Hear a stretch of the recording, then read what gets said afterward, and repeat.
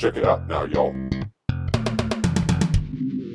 nanoHUB-U, online instruction. Hello everyone, and welcome to the Homework 4 tutorial. So Homework 4 has 3 problems where you're asked to do some calculations, and 1 problem where you're actually be exercising a tool on the nanoHUB and fitting the virtual source model to experimental data. So let's do problem number 1. Problem number 1 has to do with the energy dependence of the mean free path. So we've been keeping things simple in class, but we really should realize that the mean free path depends on the energy of the electron in the conduction band, or valence band if we're talking about holes. And a common way to write the energy dependence is in this format that people call power law form. Power law form. Many of the common scattering mechanisms lead to an energy dependence where we have a set of constants times energy, kinetic energy, E minus the bottom of the conduction band in units of kT to some characteristic exponent R. So that's a common way to write it. Now, how would we use that? Well, remember, if we're computing the ballistic channel conductance of a MOSFET, or not ballistic, but the actual channel conductance, it's the quantum of conductance, 2q squared over h, times this bracket, the number of channels that lie in the Fermi window, and we'll be discussing that a little more in problem 3. And then we've been writing it times the mean free path divided by L. So that would be the transmission in the diffusive limit if we have a long enough channel. Well, that's okay if R is 0, and that means that the mean free path is just constant and it has no energy dependence. But if the mean free path has some energy dependence, then we really need to average that mean free path over energy, and we replace this mean free path by something we will call a properly averaged mean free path.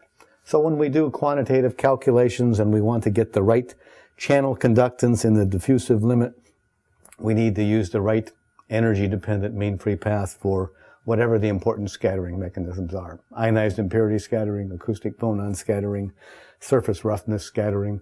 Whatever it is, it'll give us some particular characteristic exponent R. And the point of this question is to ask, what is R when the scattering rate is proportional to the density of states? Which is a common thing to happen for many scattering processes. Okay, so let's see how we would do that. Remember, the mean free path is proportional to the velocity of the electron at energy E times the time between scattering events at energy E. And remember, there's a 2 over pi here when we write the mean free path for backscattering, which is the mean free path that we need to use in these Landauer calculations. So the energy dependence of the mean free path is just going to be determined by the energy dependence of the velocity and the scattering time. So let's look at the scattering time first. The scattering rate, or the probability per second that an electron will scatter, commonly goes as the density of states. The more states there are, the more places we have to scatter, and the higher the scattering rate is. So this works for acoustic phonon scattering, for example. Now, in 2D, for simple parabolic bands, we get lucky. The density of states is just Valley degeneracy times effective mass over pi h bar squared. It's constant. It's independent of energy. So there is no energy dependence for tau. So all of the energy dependence for the mean free path comes from the velocity. The velocity is just the velocity of an electron at that particular energy in the band.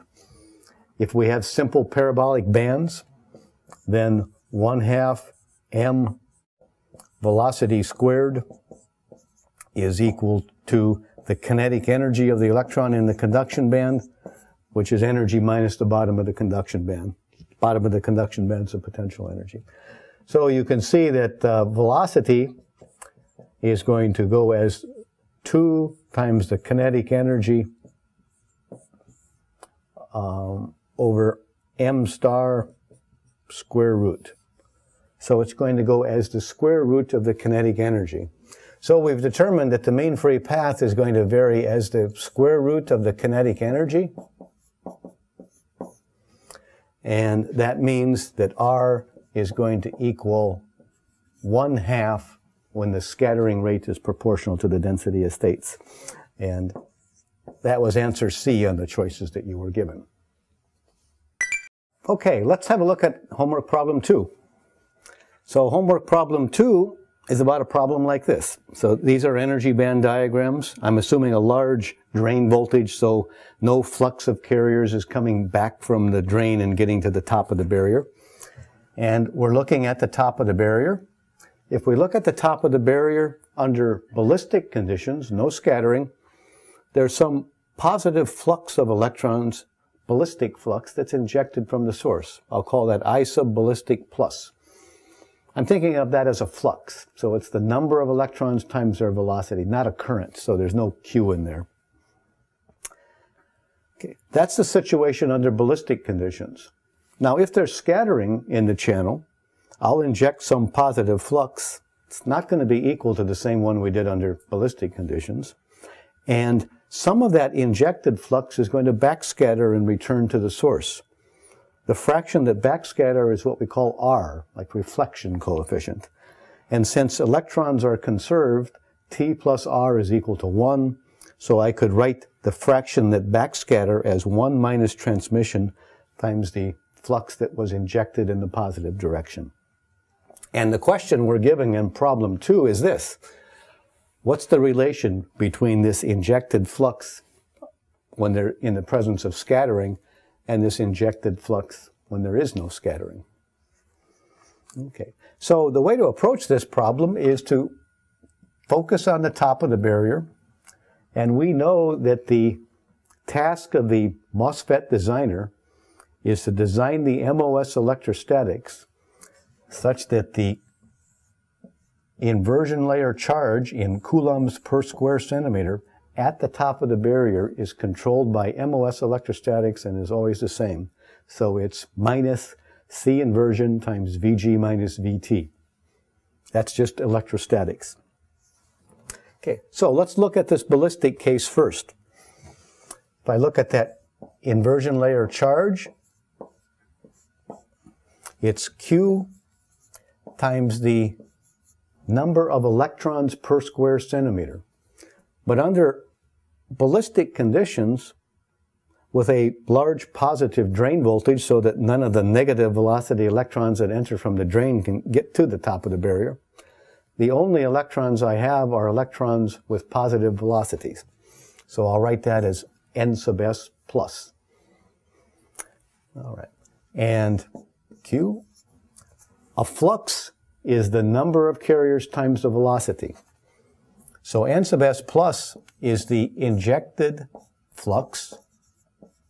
We're talking about ballistic conditions now, divided by the average velocity that flux is coming in at.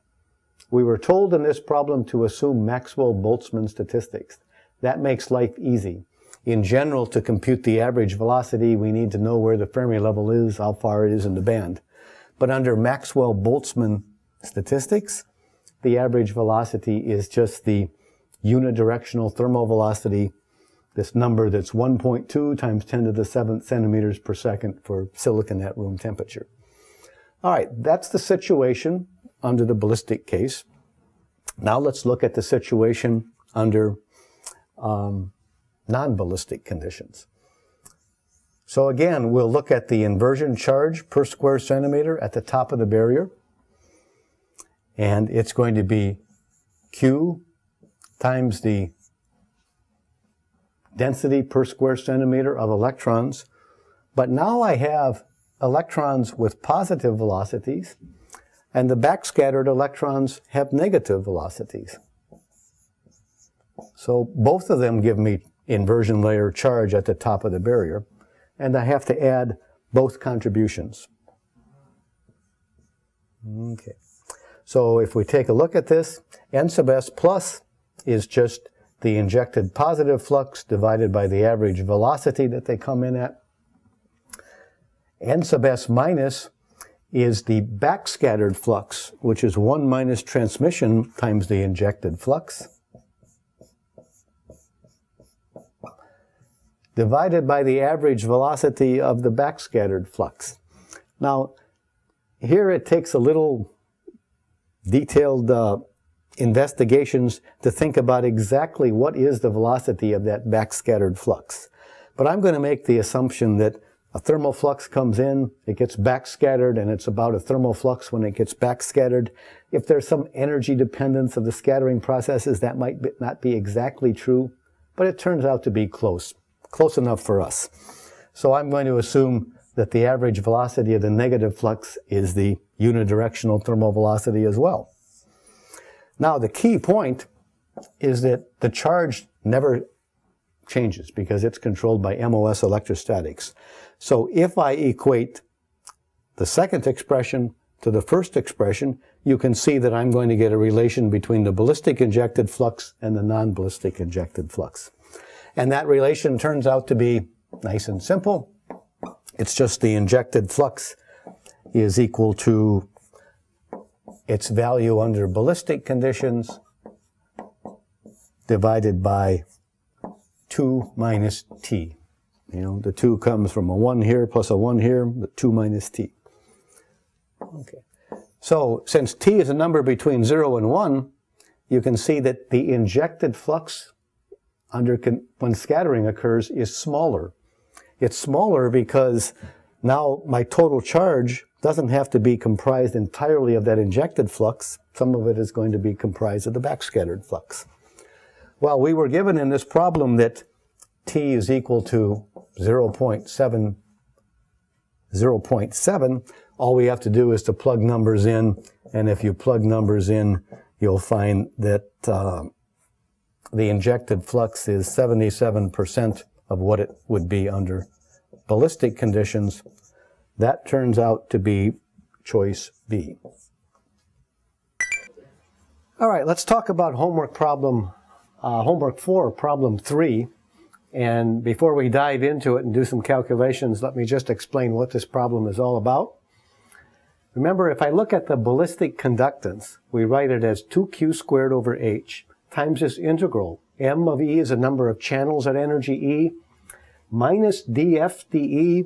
This is the derivative of the Fermi function. We call this the Fermi window. It's only non-zero where the Fermi function is changing, which means typically about the Fermi energy.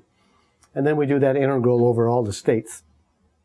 So when the lattice temperature is 0, things get very easy because the Fermi function only changes at the Fermi energy. This is a delta function, and we just get ballistic conductance is 2q squared over h, the quantum of conductance, times the number of channels at the Fermi energy. Now, in general, like room temperature, where we're worried about characterizing transistors, we just have to do this integral. And when you do that integral, we can write the result as 2q squared over h times bracket m bracket. And by that, we mean this integral. And we interpret that physically as the number of channels that are inside the Fermi window, where this term in parentheses is changing. And the point of this problem is to compare these two approximations and to see how good the first one is, whether we need to use the second one at room temperature. Okay, so the way we start with that is we'd write down the definition. We can look up in lecture 3.2, slide 12. We find an expression for m sub 2d of E. That's the way I write m of E per unit width, because it scales with unit width. And the expression is valley degeneracy. This is something we have to be careful not to forget. It comes from the band structure. It's given as 2 in this case. And then it's times the square root of 2 effective mass EF minus EC, and then all over pi h bar. So that's what we have to compute. M at the Fermi energy. We just have to compute that. We're given valley degeneracy, we're given effective mass, we have a bunch of constants. we need to know where the Fermi energy is located in order to do that. Okay. Well, how do we do that? How do we get the Fermi energy?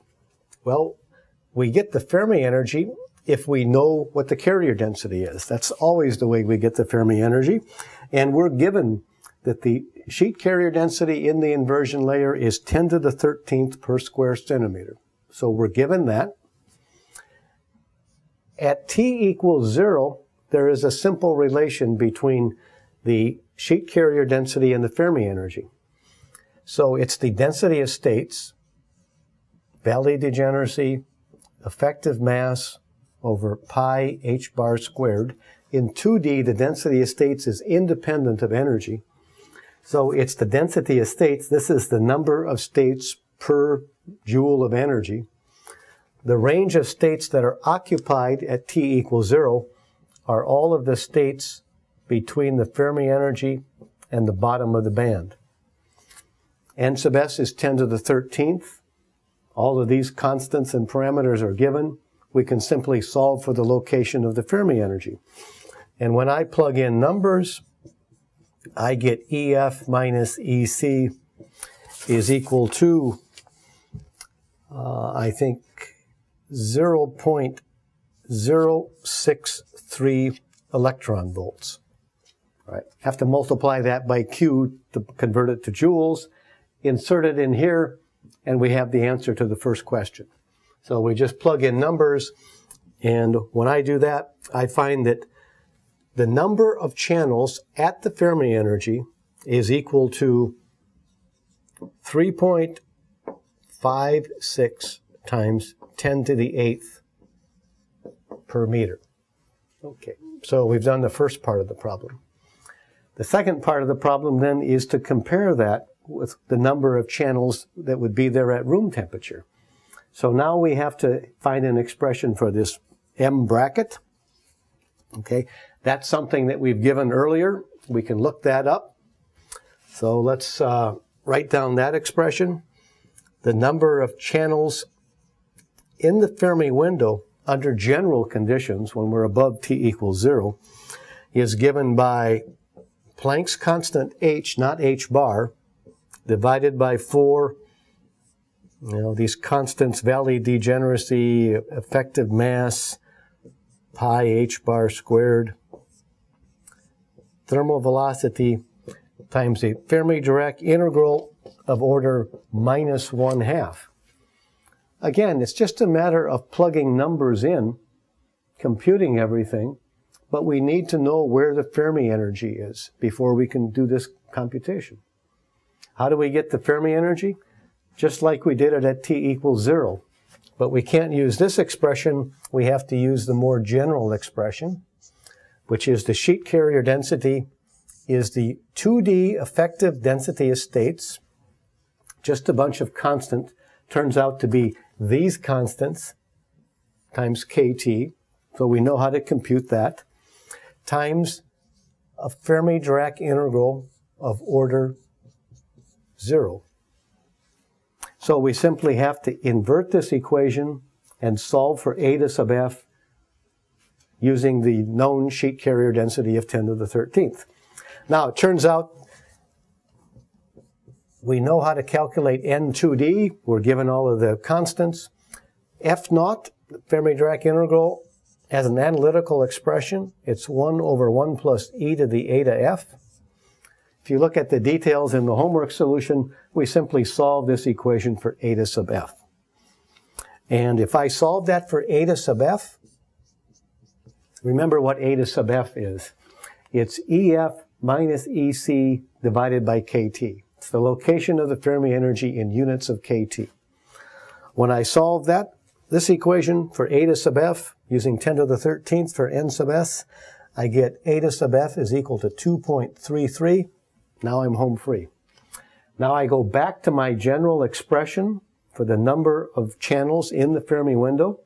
I plug in Planck's constant and all of these other constants, and I take out my little Fermi-Dirac calculator from nanoHUB or my iPhone app, and I plug in f sub minus 1/2 of 2.33, and I work it out.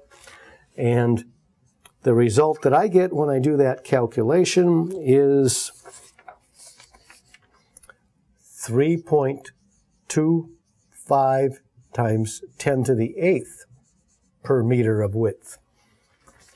A little bit less than the number at t equals 0 K. And what you're asked to do is to find out what the ratio of the two is.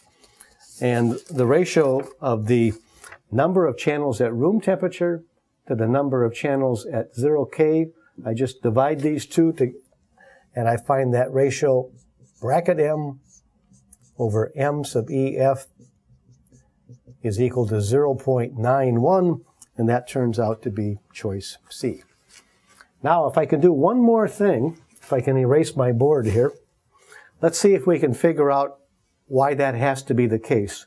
Why is the number of channels at finite temperature less than the number of channels at 0 temperature? We should be able to understand that easily, and I'll show you how to think about that.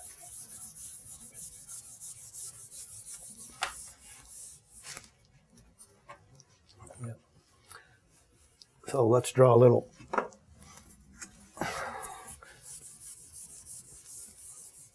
Well, we'll see if we can draw a little plot here.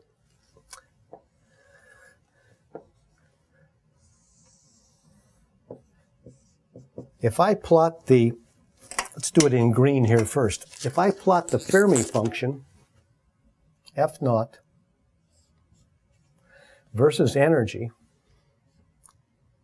it's 1 for energies well below the Fermi energy, and then it goes down to 0 for energies well above the Fermi energy, goes to 1/2 exactly at the Fermi energy.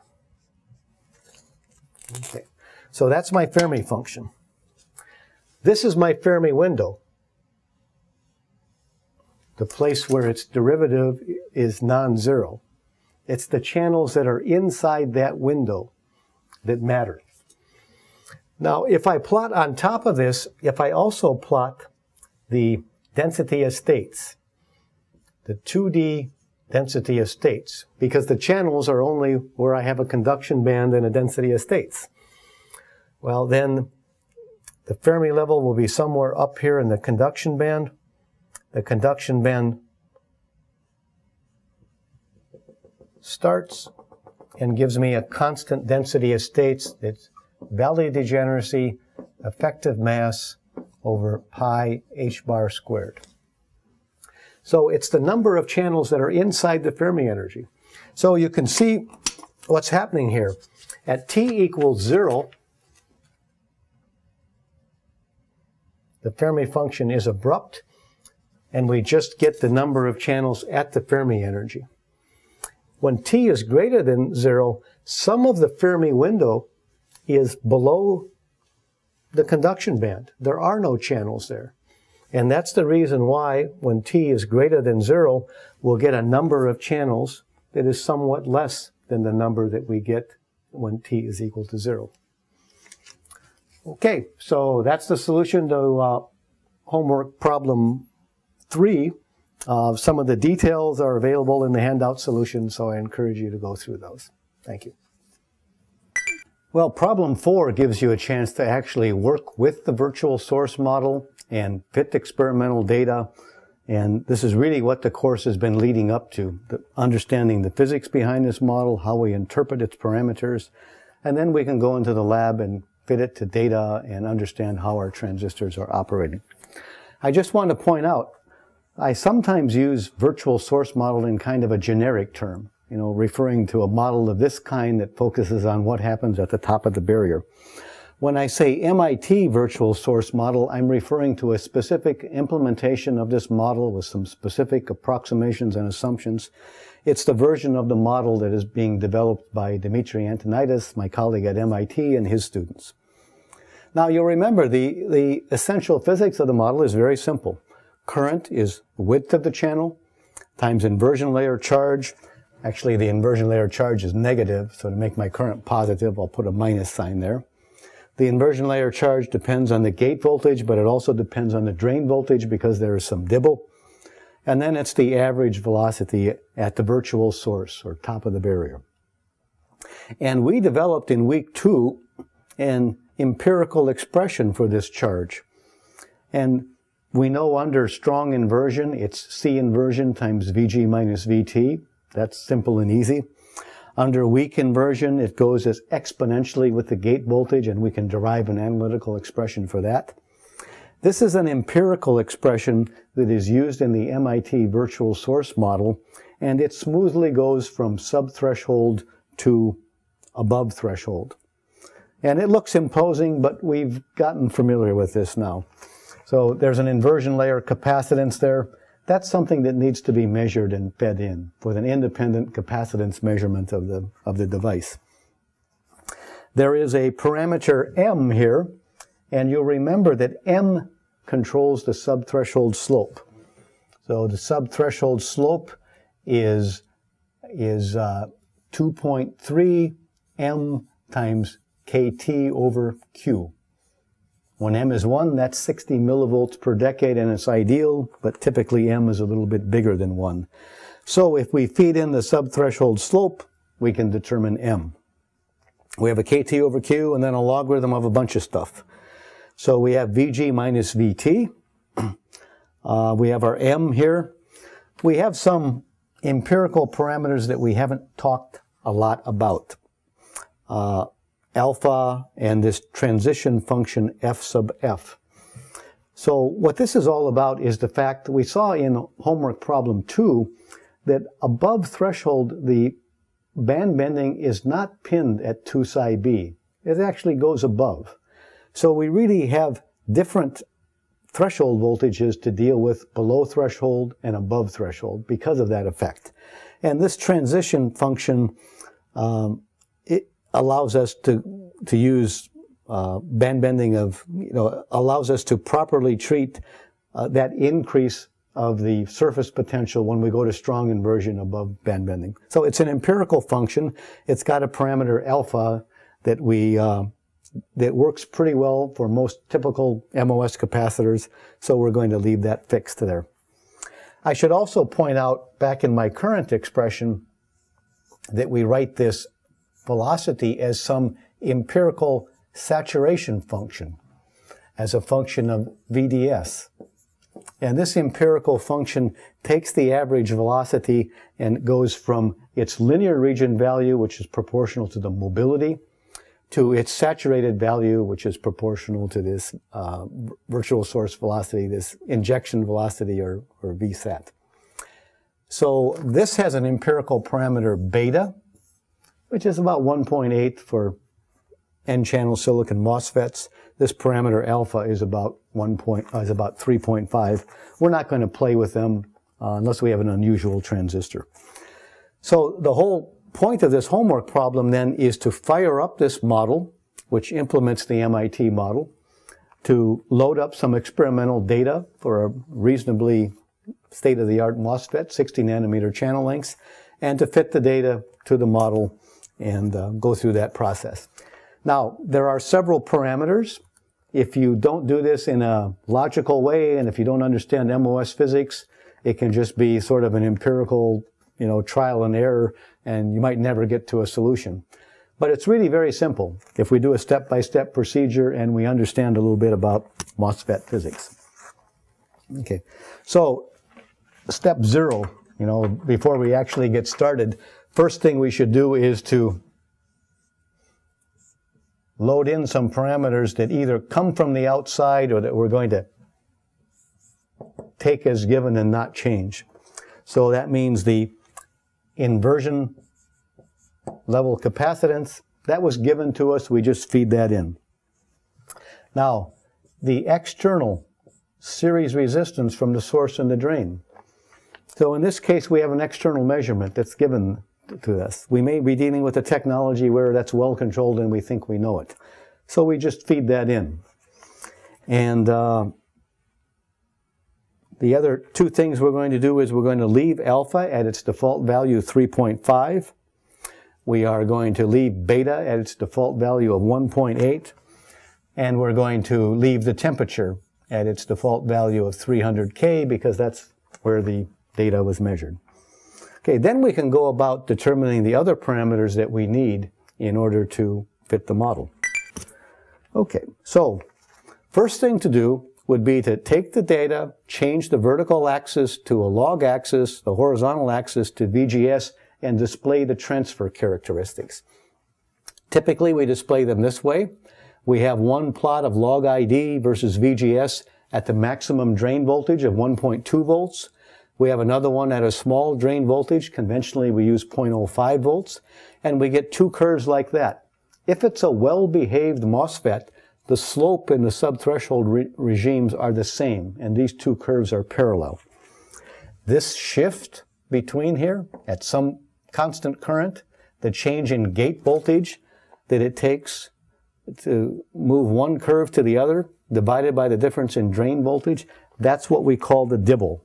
And in this particular case, you can just eyeball that, or you can look very carefully and try to get as close as you can, but you can always refine it later. But what we find is dibble, which is called delta in the tool, for this particular device is about 0.08 volts change in gate voltage per volt in drain voltage, or 80 millivolts per volt. Okay, so that's one parameter that the model needs.